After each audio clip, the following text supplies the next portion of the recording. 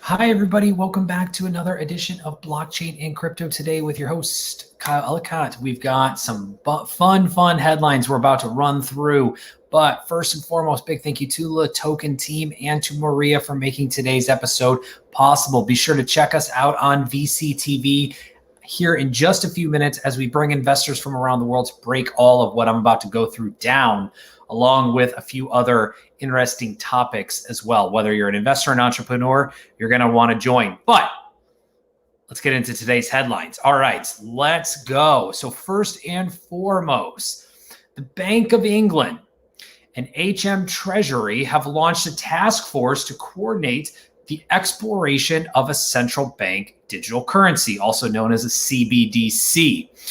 Now, this is the first time we really had England, the Bank of England, come out in this form to say that they were pushing forward at looking at a CBDC in and for the UK.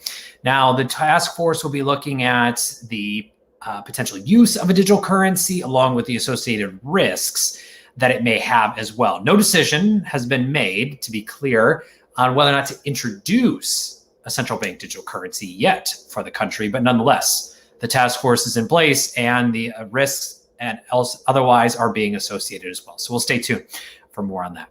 China may be testing its digital currency for foreign investors at the upcoming 2022 Beijing Winter Olympics. Now, for those who don't know, to take a step back in time, China back in about 2014 began testing very early versions of a digital yuan. Now, fast forward to about 2018, 2019, it was clear that there was a digital currency in place. Corporates were working with it along with international brands based in the country.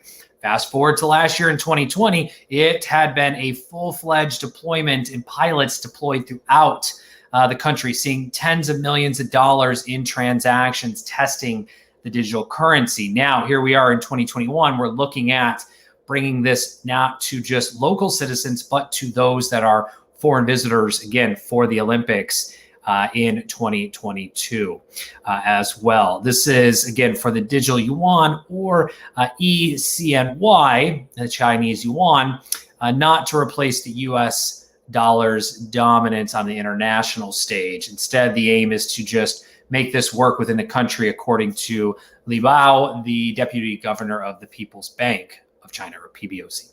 Okay, we'll come back to that. API 3. Let's get into the infrastructure side of the world. API 3, an Oracle provider and DAO, or decentralized autonomous organization, has announced a 10-year partnership with the Open Bank Project, which is an open source. It's actually the leading open source API provider for the banking industry. This partnership announced now will connect over 400 banking APIs with Web3 and decentralized applications. This is a huge move for those building in the world of DeFi or decentralized finance as well. So this partnership, again, with API 3 and Open Banking Project brings together over 400 banking APIs to DeFi and Web3. Stay tuned for more. Crypto.com and Time Magazine, a match made in heaven, apparently. In partnership, Crypto.com and Time Magazine will be now accepting one-time crypto payments for the magazine's 18-month digital subscription. Users can elect to pay with crypto.org coin or CRO and will receive a 10% cash back for their purchase. Now, this is exciting news for Time Magazine. Time Magazine, very established magazine in the industry, a publication, came forward and launched 3 NFTs recently that did very well. Now we're starting to accept digital currencies for the subscription. Let's see what comes next from the publication. And lastly, NYSE, the New York Stock Exchange, has joined the non-fungible token, the NFT craze, by launching its first trade tokens.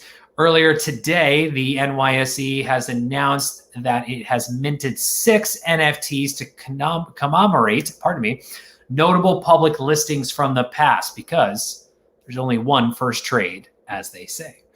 With that, that's your quick rundown of what's happening in the world on blockchain and crypto today with your host, Kyle Ellicott. It's April 19th. We got more for you later today. So make sure you're following me on Twitter, and also check us out on LATOKEN.com to hear